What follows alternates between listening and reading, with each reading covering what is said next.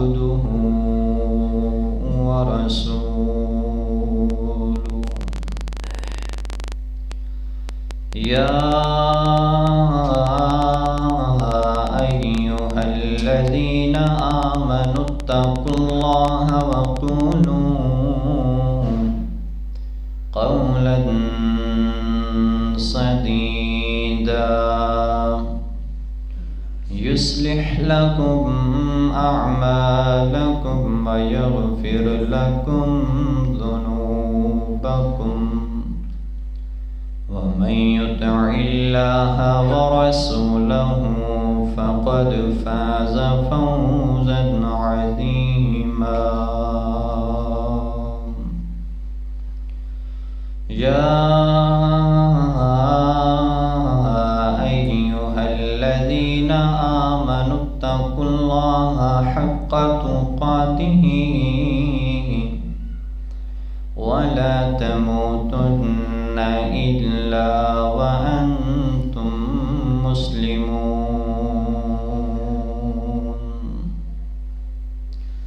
أما بعد فإن أحسن الكلام كلام الله وأحسن الهدي هدي محمد صلى الله عليه وسلم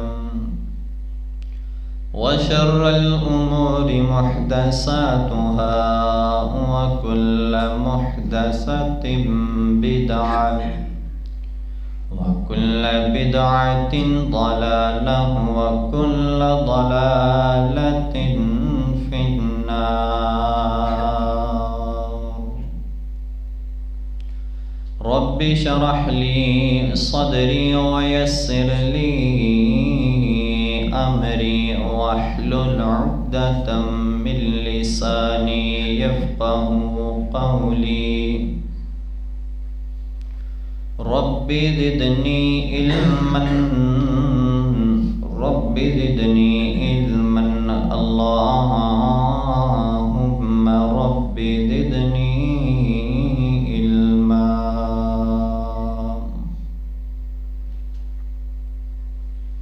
حمد و ثنا اللہ وحدہ لا شریک کے لیے ہیں، جو ساری کائنات کا خالق، مالک اور رازق، داتا، مشکل کشا اور حاجت روا ہے۔ درود و سلام ہو امام الانبیاء، حبیب کبریا جناب محمد الرسول اللہ صلی اللہ علیہ وآلہ وصحبہ وبارک وسلم کی ذات اقدس پر۔ حضرات ذی وقار، بسلسلہ سیرت النبی صلی اللہ علیہ وآلہ وسلم، آج کا ہمارا عنوان قرآن کریم کی ایک آیت کا ایک مختصر سا حصہ ہے۔ اللہ سبحانہ و تعالی فرماتے ہیں اِنَّا أَرْسَلْنَاكَ شَاهِدًا وَمُبَشِّرًا وَنَذِيرًا وَدَاعِيًا إِلَى اللَّهِ بِإِذْنِهِ وَسِرَاجًا مُنِيرًا۔ اللہ رب العزت نے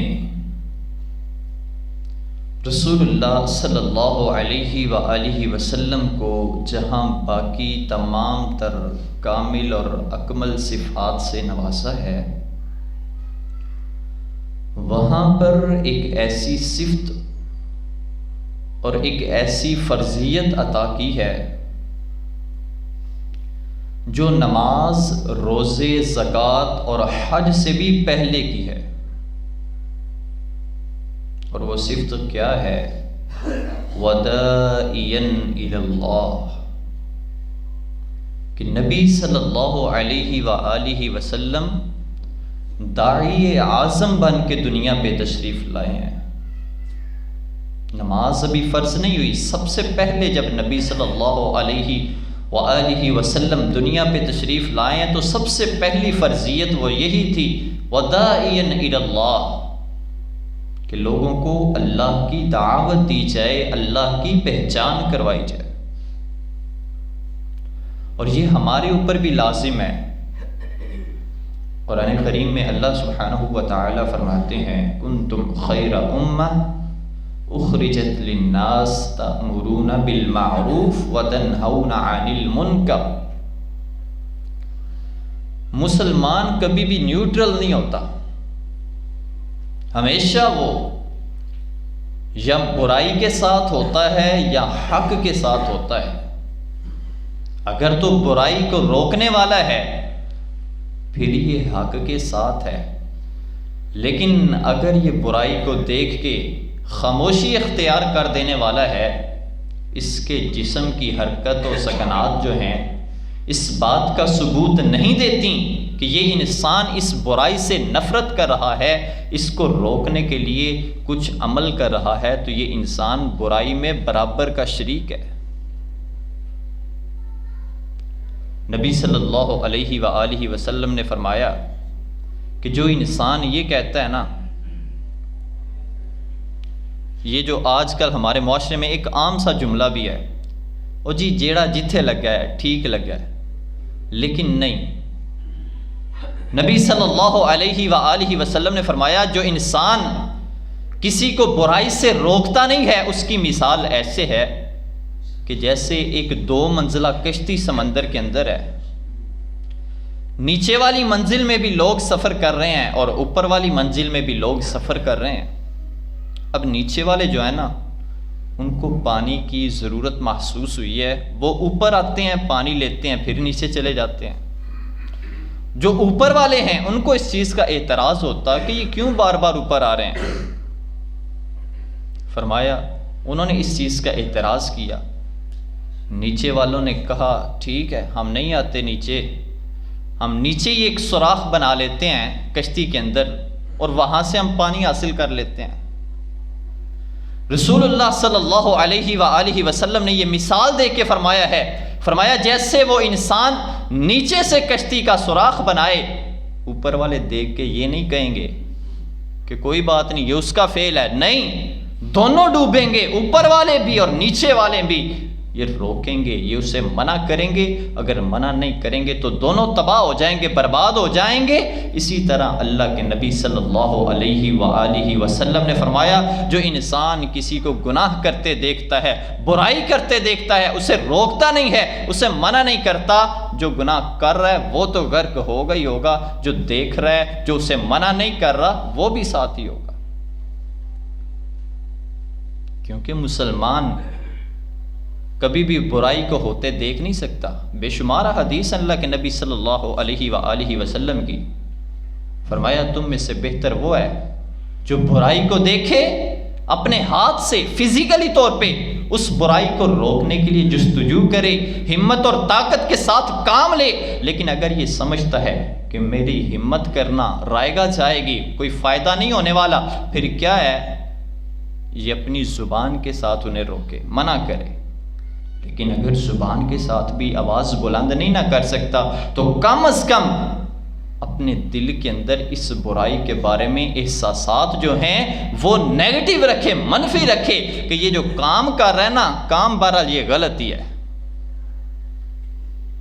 اور ساتھ اللہ کے نبی صلی اللہ علیہ وآلہ وسلم نے یہ بھی فرمایا ہے، فرمایا یاد رکھنا یہ ایمان کا سب سے کم ترین درجہ ہے۔ تو اندازہ کریں کہ اگر ہم برائی ہوتے دیکھیں، اگر ہمارے سامنے شرابیں عام ہوں، گانے بجانے عام ہوں، بے حیائی عام ہو، ہم اسے روکیں بھی نہ، زبان سے بھی منع نہ کریں، اور اپنے دل میں بھی کوئی ہمارے دل کے اندر منفی خیال نہ آئے اس کو دیکھ کر، تو یاد رکھیے گا آپ کا ایمان خطرے میں ہے۔ اللہ کے نبی صلی اللہ علیہ وآلہ وسلم کی زندگی کا جو مشن ہے وہ مشن میں سے ایک مشن توحید سے بھی پہلے یہ ہے کہ اللہ کے نبی صلی اللہ علیہ وآلہ وسلم داعی اعظم تھے۔ کائنات کے لوگ، قبیلے کے لوگ، محلے دار، مکہ کے لوگ مخالف کیوں ہیں اللہ کے نبی صلی اللہ علیہ وسلم سے؟ رسول اللہ کی نمازوں سے انہیں کوئی اعتراض نہیں تھا، رسول اللہ صلی اللہ علیہ وآلہ وسلم کی عبادات سے ان کو کوئی اعتراض نہیں تھا۔ جب بھی ان کو اعتراض ہوا ہے اس بات سے ہوا ہے کہ یہ محمد صلی اللہ علیہ وآلہ وسلم اور لوگوں کو ہمارے کھینچ کھینچ کے لے کے چلے جاتے ہیں، یہ دعوت کا کام بند کریں۔ اس چیز سے اختلاف ہوا ہے کفار مکہ کو۔ جس بھی نبی کا آپ تذکرہ اٹھائیں گے، ابراہیم علیہ السلام ہے، گھر سے کیوں نکالا ہے باپ نے؟ یہ دعوت کا کام ہے، لوگوں نے پکڑا ہے، آگ میں پھینکا ہے۔ کس وجہ سے پھینکا ہے؟ کیونکہ ابراہیم علیہ السلام کی پرسنل لائف جو ہے اس پہ کسی کو اعتراض نہیں ہے، اعتراض اس بات پہ ہے کہ یہ اپنا دین اپنے پاس نہیں رکھتا، اس کو آگے پہنچاتا ہے۔ یہ میری اور آپ کی ذمہ داری ہے۔ اللہ کے نبی صلی اللہ علیہ وآلہ وسلم نے فرمایا ایک نبی کی تبلیغ، ایک نبی کا مشن جو ہے وہ دوسرا نبی لے کے آگے بڑھتا ہے، لیکن یاد رکھنا میں خاتم النبیین ہوں، اب یہ جو ذمہ داری ہے میرے امتیوں پر ہے۔ تو ہم سوچیں کہ ہم اس ذمہ داری کو کس انداز سے نبھا رہے ہیں۔ آج تو اسلام پھیلانا کوئی مشکل کام تو نہیں ہے، لوگوں کو دعوت دینا، لوگوں کی اصلاح کرنا کوئی مشکل کام نہیں ہے۔ لوگوں کو سمجھائیں ایک وہ وقت تھا کہ کائنات کا سب سے حسین چہرہ جسے کفار مکہ کے لوگ بھی تسلیم کرتے تھے، صرف دعوت دینے کی دیر تھی، اسی چہرے پہ لوگ پتھر مارنا شروع ہو گئے تھے۔ ایک یہ بھی وقت تھا۔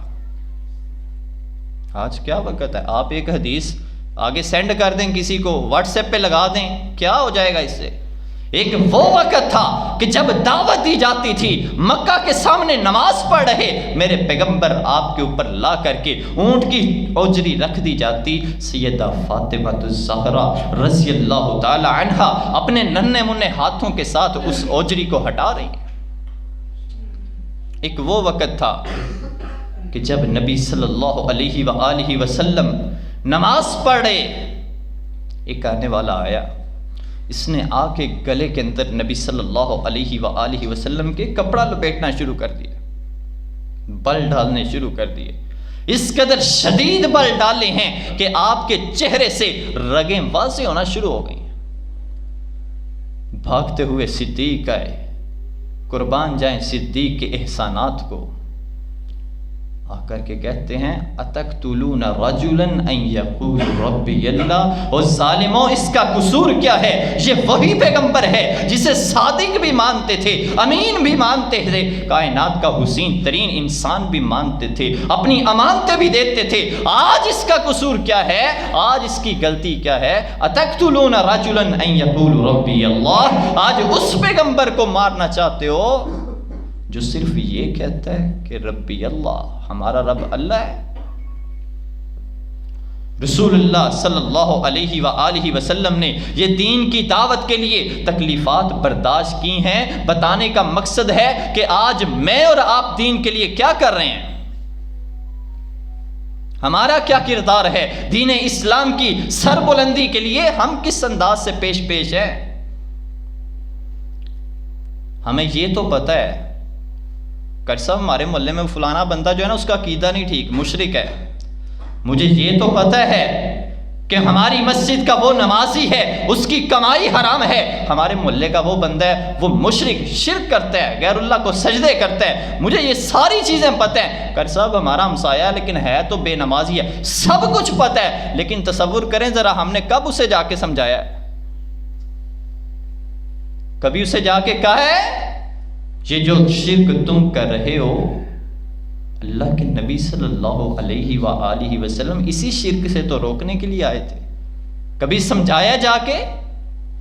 نبی صلی اللہ علیہ وآلہ وسلم کی تبلیغ کا تو انداز یہ ہوتا، دن کو لوگوں کو سمجھاتے، پتھر کھاتے، زخمی ہوتے، رات کو گھر آتے، مصلی پہ کھڑے ہو کے آسمان کے رب کے آگے دعائیں بھی کرتے تھے، اللہم اہد قومی فإنہم لا یعلمون، اے اللہ یہ میری قوم ہے، ان کو میری قدر کا نہیں پتا، ان کو احساس نہیں ہے کہ میں انہی کی بھلائی کی باتیں کر رہا ہوں، انہی کی خیر خواہی کر رہا ہوں، میرے مالک و مولا ان کو ہدایت نصیب فرما۔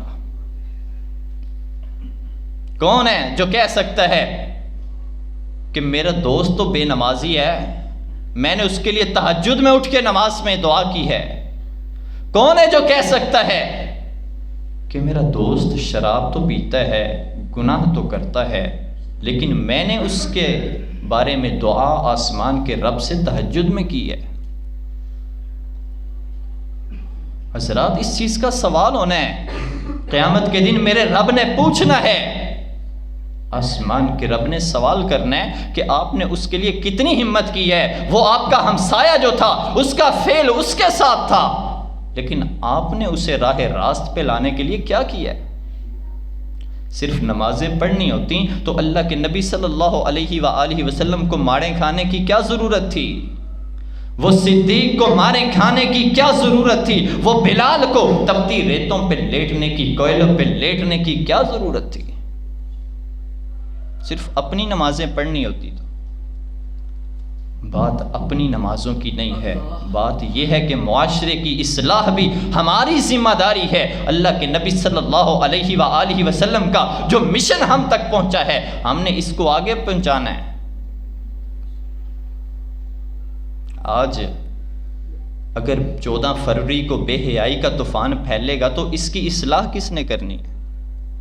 لوگوں کو سمجھانا کس نے ہے؟ معاشرے کی اصلاح کس نے کرنی ہے؟ اللہ کے عذابوں سے کس نے ڈرانا ہے؟ اس قوم کو، ان نوجوانوں کو، ان لوگوں کو کس نے روکنا ہے؟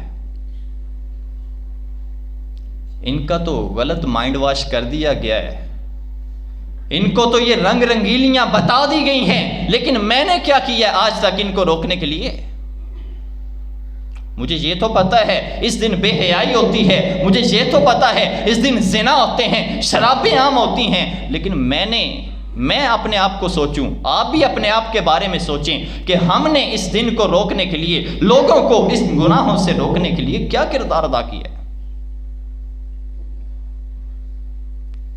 ان لوگوں کو بتائیں، وگرنہ یاد رکھیں ان کے گناہوں کی وجہ سے جو آفات آتی ہیں نا، وہ صرف ان پہ نہیں آتی، نیک لوگوں پہ بھی آ جاتی ہیں، کیونکہ نیک لوگ ان کو منع نہیں کرتے۔ سیدہ عائشہ، یہ ترکی کا حال آپ دیکھ رہے ہیں نا، شام کا حال آپ دیکھ رہے ہیں، کچھ زیادہ دور نہیں ہے ہم سے۔ سیدہ عائشہ صدیقہ رضی اللہ تعالی عنہا فرماتی ہیں کہ زلزلے آنے کی وجہ اللہ کے نبی صلی اللہ علیہ وآلہ وسلم نے پتہ کیا بتائی تھی؟ فرمایا جب کسی قوم کے اندر بے حیائی عام ہو جائے، خواتین برہنہ حالت میں مردوں کے سامنے جانے میں کوئی شرم اور عار محسوس نہ کریں، خوشبو لگا کے گھروں سے نکل کے مردوں کے سامنے سے گزریں، کوئی ان کو شرمندگی کا احساس نہ ہو۔ سلسلۃ الصحیحہ کی روایت ہے، سیدہ عائشہ فرماتی ہیں کہ اللہ کے نبی صلی اللہ علیہ وآلہ وسلم نے فرمایا ایسی قوموں پہ پھر اللہ زلزلے نازل کرتا ہے۔ آپ دیکھ لیں، ہفتہ ہی نہیں ہوا ہوگا ابھی، لیکن 14 فروری کو کوئی کسر نہیں پھر چھوٹنے والی۔ ہم وہ قوم ہیں کہ دوسروں کو دیکھ کر عبرت پکڑنے کی بجائے دوسروں کو دیکھ کر یہ سوچتے ہیں انہی پہ آیا نا، کون سا ہم پہ آیا ہے۔ ہم اس قدر بے حس قوم ہیں، لیکن اس معاشرے کی اصلاح بھی ہم نے کرنی ہے نا، وگرنہ ہمارے انفرادی طور پہ دیکھیں تو ضمیر تو مردہ ہو چکے ہیں سب کے۔ ہم وہ قوم ہیں، معاف کیجئے گا خود بتاتے ہوئے شرمندگی ہوتی ہے، کورونا آتا ہے ماسک مہنگے ہو جاتے ہیں، سیلاب آتا ہے تو گاڑیوں کے کرائے بڑھ جاتے ہیں، کیوں؟ لوگوں نے اپنا سامان دوسری جگہ پہ شفٹ کر رہے ہیں۔ ایک دوسرے کی مجبوری سے فائدہ اٹھانے والے لوگ ہیں، لیکن یاد رکھنا ان دنوں کو، ان بے حیائی کے دنوں کو اگر ہم نہیں نہ روکیں گے، یہ ویلنٹائنس ڈے کے دنوں کو ہم روکنے کے لیے کوئی کردار ادا نہیں نہ کریں گے۔ پھول بیچنے والا اس نیت سے بیچے گا کوئی نہیں میرے 4 پیسے زیادہ ہو جائیں گے، نہیں، یہ لوگوں کو روکے۔ قرآن کہتا ہے ان الذین یحبون ان تشیع الفاحشۃ فی الذین آمنوا لہم عذاب عظیم فی الدنیا والآخرہ، ان کو دنیا اور آخرت میں عذاب دیا جائے گا، کن کو؟ جو بے حیائی پھیلاتے ہیں یا پھیلانے والوں کے ساتھ تعاون کرتے ہیں۔ جن کو پھول سپلائی کرنا، چاکلیٹ سپلائی کرنا، یہ چیزیں ساری لا کے دکاندار خوش ہے کہ میں نے آج پورے سال کی کمائی کر لی ہے، لیکن اس ظالم کو یہ نہیں پتا کہ اس نے بے حیائی کے کام میں اپنا بھی حصہ ڈال دیا ہے۔ اور یہ بے حیائی جب عام ہو جائے نا، اللہ کے نبی صلی اللہ علیہ وآلہ وسلم نے فرمایا جب کسی قوم میں بے حیائی عام ہو جاتی ہے، ایسی قوم پہ پھر اللہ مصیبتیں ڈالتا ہے، بیماریاں ڈال دیتا ہے۔ کون سی بیماریاں جس سے آج محفوظ ہیں؟ نئی سے نئی بیماریاں ہیں۔ ہر بندہ، ہر دوسرا بندہ آپ پوچھیں گے نا تو کسی نہ کسی بیماری میں مبتلا ہے، کیونکہ ہم نے دوسروں کی اصلاح تو کرنا دور کی بات ہے، ہم نے خود بھی اپنی فکر چھوڑ دی ہوئی ہے۔ میں نے ایک بات پڑھی تھی اور بڑی زبردست بات لگی مجھے۔ وہ کہتا ہے کہ اس قوم کی بے حسی کا عالم یہ ہے کہ ان کو بتا دیا جائے نا کہ کل قیامت آنے والی ہے تو یہ آج مصلے اور تسبیحاں بھی ڈبل ریٹ کی کر دیں۔ مجبوریوں سے فائدہ اٹھانا اس قدر اس قوم نے سیکھا ہے۔ حضرات، ہم نبی صلی اللہ علیہ وآلہ وسلم کی اس امت کے حصے ہیں کہ جس امت کے لوگوں نے پانی کی تڑپتی ہوئی پیاس کو برداشت کر کے جان کی بازی دے دی، لیکن پانی خود نہیں پیا، اگلے کی طرف روانہ کر دیا تاکہ میں مر جاؤں، شہید ہو جاؤں، خیر ہے میرا دوسرا بھائی پیاس کی شدت اور حدت کو برداشت نہ کر سکے تو اسے کسی قسم کی تکلیف نہ پہنچے۔ ہم ان لوگوں کے ماننے والے ہیں، لیکن آج ہمارا کیا عالمی ہے؟ میرے بھائیوں، ہم نے اصلاح کرنی ہے، ہم نے اس قوم کو سمجھانا ہے۔ اللہ کے نبی صلی اللہ علیہ وآلہ وسلم کے پاس جب بھی کوئی آتا نا اسلام قبول کرنے کے لیے، دائرہ اسلام میں داخل ہونے کے لیے، کلمہ پڑھتا اور پڑھتے ساتھ ہی اللہ کے نبی صلی اللہ علیہ وآلہ وسلم اسے مبلغ بنا دیا کرتے تھے۔ آپ کی تو حدیث سے بلغوا عنی ولو آیہ، لوگوں ایک آیت سن لیتے ہو، ایک حدیث سن لیتے ہو تو آپ کے اوپر اب لازم ہے کہ آپ اس کو آگے پہنچائیں، اپنے سٹیٹس پہ لگائیں، اپنی پوسٹ پہ شیئر کریں، اس کو اپنے گھر میں جا کے جتنے افراد ہیں ان کو سنائیں۔ لوگ ٹک ٹاک کی ویڈیوز لگانا شرم اور عار محسوس نہیں کرتے سٹیٹس پہ، آپ حدیث لگاتے ہوئے کیوں شرم کھا جاتے ہیں؟ لوگوں کو سکھائیں اسلام۔ نبی صلی اللہ علیہ وآلہ وسلم کے پاس کوئی بھی انسان اسلام قبول کرنے آتا، جو سیکھتا، اللہ کے نبی صلی اللہ علیہ وآلہ وسلم ساتھ اسے یہ بات لازمی تاکید کرتے، اب جو سیکھا ہے نا یہ آگے بھی جا کے پہنچانا ہے۔ میرے بھائیوں، ہماری اگر نمازیں درست ہے تو دوسروں کی نمازوں کی اصلاح بھی ہم نے کرنی ہے، نہ کہ ان کی نمازوں کی غلطیوں کو دیکھ کے ہنسنا ہے۔ ہمارے اگر وضو کا طریقہ سنت کے مطابق ہے، اللہ کا شکر ادا کریں اور ان لوگوں کی اصلاح کریں جن کا وضو کا طریقہ ٹھیک نہیں ہے۔ لیکن اصلاح کا انداز بھی نبوی ہونا چاہیے۔ کسی کی تضحیق کرنا، کسی کو شرمندہ کرنا، اور 40 سالہ ہو گئے آدھے وضو کرنا ہی نہیں آیا، یہ کوئی طریقہ نہیں ہے۔ اصلاح کا انداز نبی صلی اللہ علیہ وآلہ وسلم کا یہ ہے کہ کوئی بڑا بھی غلطی کرے اسی انداز سے سمجھائیں کہ جیسے ایک بچے سے ایک چھوٹی سی خطا ہوئی ہے، اگلے کو حقیر محسوس نہ ہونے دیں۔ کسی کی اصلاح کرنی ہے، بہترین طریقہ یہ ہے کہ اسے اکیلے لے جائیں اور تب اس کی اصلاح کریں۔ لیکن ہم پتہ کیا کرتے ہیں، کسی کی غلطی اور خطا دیکھیں نا، بجائے جس کی غلطی ہے، جس نے اپنی اصلاح کرنی ہے، اسے غلطی کو بتائیں گے تو وہ اپنی اصلاح کرے گا، ہم اسے نہیں بتاتے، اس کے علاوہ 50 بندوں کو بتا دیتے ہیں۔ وہ بندہ ہے نماز میں انج پڑھدیاں ویکھیا مینوں، وہ دے تے سجدے بھی صحیح نہیں، وہ دے تے رکوع بھی صحیح نہیں، تو باقی جو 50 لوگوں کو بتا رہے ہو ان کو بتانے کا گناہ ہے۔ جس کی نماز ٹھیک نہیں ہے اسے بتاؤ گے تو آپ کی یہ غلطی اس کے لیے اصلاح کا باعث بنے گی، آسمان کا رب آپ کو یہ غلطی کی اصلاح کرنے کا اجر عطا کرے گا۔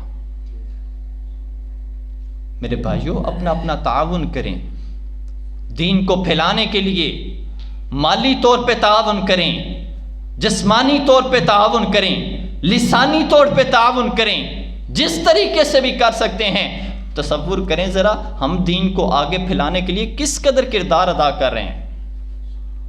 آپ دین کو آگے پھیلانے کے لیے بھاگ نہیں سکتے تو کم از کم چلتے ہی رہیں دین کو آگے پھیلانے کے لیے۔ چل بھی نہیں سکتے تو کم از کم گھسیٹتے گھسیٹتے دین کی تبلیغ کے راستے میں نکل آئیں، لیکن اس راستے کو کبھی بند نہ کریں۔ یہ نبوی راستہ ہے، یہ اللہ کے نبی صلی اللہ علیہ وآلہ وسلم کا طریقہ ہے۔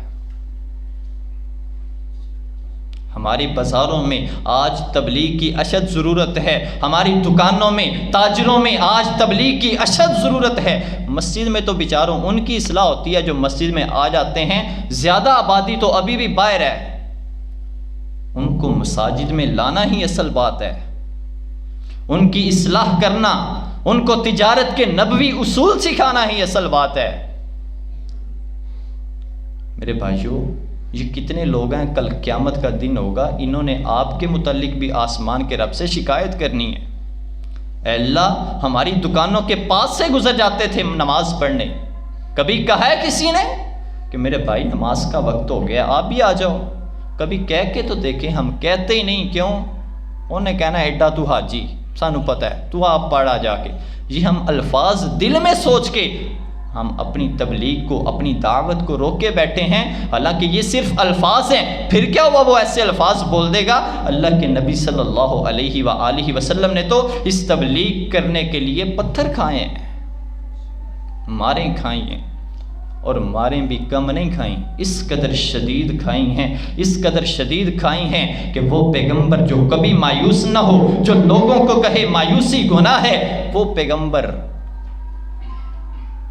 تھک ہار کے ایک دن بیٹھ جاتے ہیں، افسردہ ہو جاتے ہیں، لہو لہان ہے جسم، اللہ سے دعا کرتے ہیں، اے اللہ اس قوم کی میں اصلاح کر رہا ہوں، یہ آگے سے مجھے پتھر مارتے ہیں، اے اللہ اس قوم کی اصلاح کر رہا ہوں، یہ آگے سے گالیاں دیتے ہیں، یہ نام بگاڑتے ہیں، مزمم جیسے معاذ اللہ نام رکھتے ہیں، اے اللہ یہ پتھر مارتے ہیں۔ اللہ کے نبی صلی اللہ علیہ وآلہ وسلم بیٹھے ہوئے ہیں، افسردہ ہیں، اچانک جبریل امین آتے ہیں۔ جبریل امین کس انداز سے میرے پیغمبر کو دلاسا دیتے ہیں، اے پیغمبر میرا رب کہہ رہا ہے کہ آپ کے سامنے وہ جو درخت ہے نا، آپ اس درخت کو اشارہ کریں ذرا اپنی طرف۔ نبی صلی اللہ علیہ وآلہ وسلم نے اس درخت کو اشارہ کیا ہے، چشمہ فلک نے یہ منظر دیکھا ہے کہ وہ درخت اس انداز سے دوڑتا ہوا اللہ کے نبی صلی اللہ علیہ وآلہ وسلم کے پاس آ جاتا ہے، زمین کو چیرتا ہوا جیسے ایک گھوڑا دوڑتا ہوا آتا ہے۔ اب جبریل کہتے ہیں اللہ کے رسول اب اسے اشارہ کریں، یہ واپس اپنی جگہ پہ چلا جائے۔ نبی صلی اللہ علیہ وآلہ وسلم اشارہ کرتے ہیں، یہ درخت واپس اپنی جگہ پہ چلا جاتا ہے۔ پیارے پیغمبر علیہ السلام فرماتے ہیں جبریل میرے رب سے کہنا ہے یہ کافی ہے مجھے دلاسا دینے کے لیے۔ اس انداز سے میرے پیغمبر علیہ السلام نے دین کی تبلیغ کا کام کیا، دعوت کا کام کیا۔ میرے بھائیوں ہم سوچیں ہم کس انداز سے تعاون کر رہے ہیں مدارس کے ساتھ یا دینی اداروں کے ساتھ، تبلیغ کے ساتھ، داعی اللہ ہونے کا کس انداز سے ہم حق ادا کر رہے ہیں، لوگوں کو گناہوں سے روکنے کے لیے ہم کس قدر کردار ادا کر رہے ہیں، لوگوں کو بے حیائی سے بچانے کے لیے، نمازی بنانے کے لیے، مساجد میں لانے کے لیے، توحید پہ لانے کے لیے ہم کس انداز سے کردار ادا کر رہے ہیں۔ آج سے ہی میں بھی سوچوں، آپ بھی سوچیں، اللہ رب العزت ہمیں داعی بنائے اور داعی اللہ بنائے، داعی شیطان یا داعی البدع سے محفوظ فرمائے۔ آخر دعوانا ان الحمد للہ۔